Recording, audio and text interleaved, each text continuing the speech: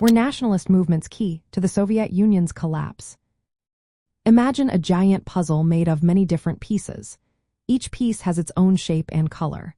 The Soviet Union was like that puzzle, made up of many diverse ethnic groups and republics.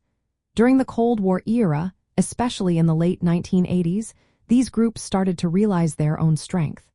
They began to push for independence and their own national identities. These movements didn't happen in isolation. They were part of a bigger wave of people wanting to be free from central control.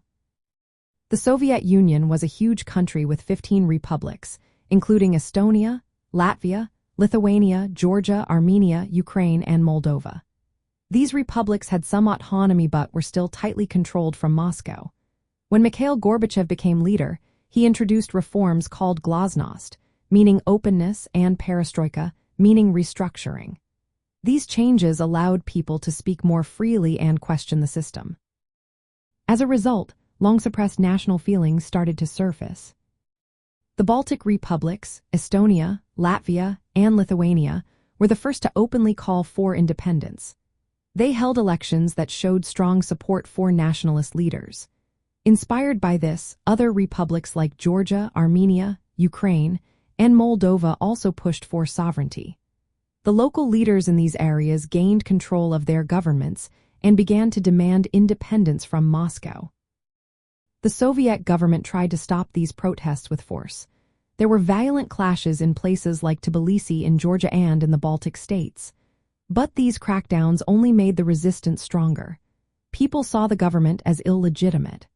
Meanwhile, Boris Yeltsin, who was elected as the Russian president, became a powerful figure. He promoted Russian sovereignty and challenged the authority of the Soviet leadership. His rise made it clear that the unity of the Soviet Union was breaking down. Nationalist movements didn't just stay within the Soviet Union. They shared ideas and strategies with other countries in Eastern Europe, where communist governments were falling apart. The collapse of communist regimes in countries like Poland and East Germany encouraged similar movements inside the Soviet Union. From a broader view, these nationalist movements showed that the Soviet Union's idea of a unified socialist federation was fragile. They exposed contradictions between the official claim of unity and the reality of ethnic and national differences. Economic troubles, political stagnation, and external pressures also played roles, but the internal push for independence was a major force. Without these movements, the Soviet Union might have held together longer, but their growth made its collapse inevitable. So, in the end, the rise of nationalist movements was a key factor that led to the end of the Soviet Union and the dissolution of the bloc.